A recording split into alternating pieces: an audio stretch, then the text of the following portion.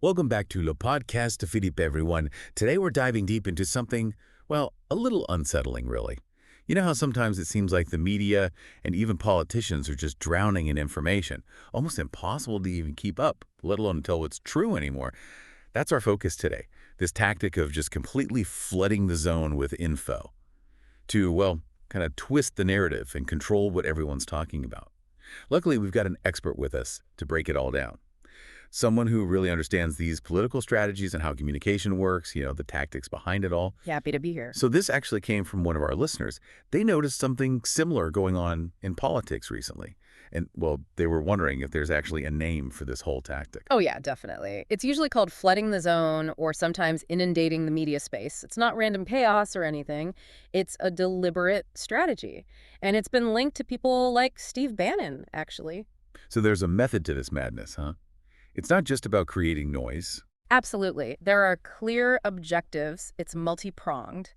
One main goal is to, grab control of the narrative before anyone else can. By flooding the zone with your side of the story, your statements, your talking points, you make it way harder for other perspectives to gain any ground, you see. So it's about dominance, like establishing dominance in the information landscape, Sure. right? But wouldn't that just create more noise overall? How do you actually make sure your message breaks through all that? Well, that's where strategy is essential. It's not just volume. It's also about timing, framing, and targeting.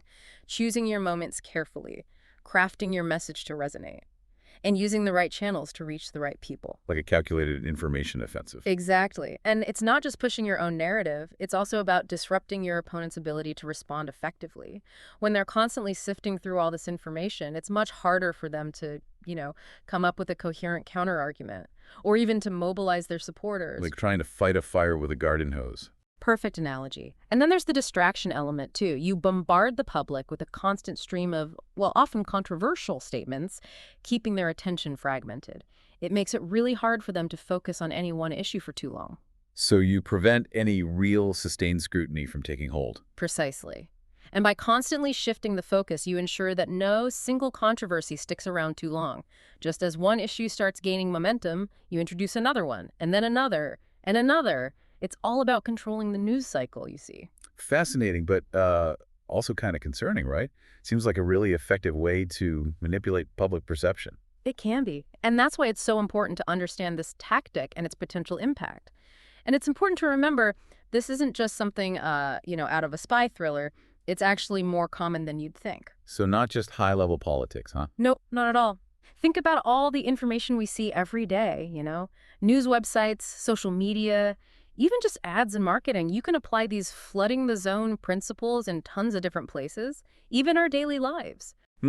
Yeah, now that you mention it, I can see that online, for sure. Every time I log on, it's just headlines, clickbait, all these attention-grabbing things. Hard to know what to even focus on anymore. Exactly. And that kind of environment, that's where this tactic really works.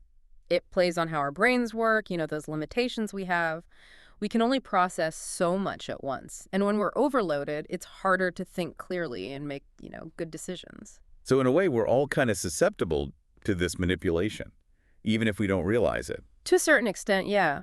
We all need to be more aware of these tactics and how they can influence us, what we think and the choices we make. Okay, so flooding the zone is real, and it's happening everywhere. But is there another term for this tactic? I feel like I've heard something else used to describe this information overload. You might be thinking of fire hose of falsehood. The RAND Corporation came up with that term back in 2016. It highlights how they use both truth and lies in this information barrage, which makes it even trickier to figure out what's real. Ah, that's the one. I remember reading about that with Russian propaganda. Yeah, that was one of the first places they used the term. But, anyone can use this tactic, not just foreign governments or anything. We've seen it from political parties, corporations, even individuals. It's like a universal tool for manipulation. Pretty much, yeah. It takes advantage of the weak spots in our information system today, the sheer amount of content, how fast it all moves, and how hard it is to actually check everything in real time. That makes me think about those countermeasures we talked about. They seem even more important now. Oh, absolutely. Critical thinking skills, being skeptical of information, it's more vital than ever. This has been really eye-opening. Before we wrap up, I'm curious about real-world examples. to really see how this plays out. Great point. Let's dig into some specifics in the last part of our deep dive. All right, back for the final part of our deep dive into this flooding the zone thing. Really fascinating so far, but I'm definitely ready for some real-world examples, to see how it actually plays out. Yeah, for sure. Seeing it in action really brings it home. It's tough to talk specifics with ongoing strategies, but I can give you some historical examples that show how it works. Like, think back to the Trump administration in 2017. All those executive orders, controversial statements, constantly shifting policies, it was a whirlwind. Oh yeah, I remember that time. Felt like a new headline every single day. New controversy, new twist.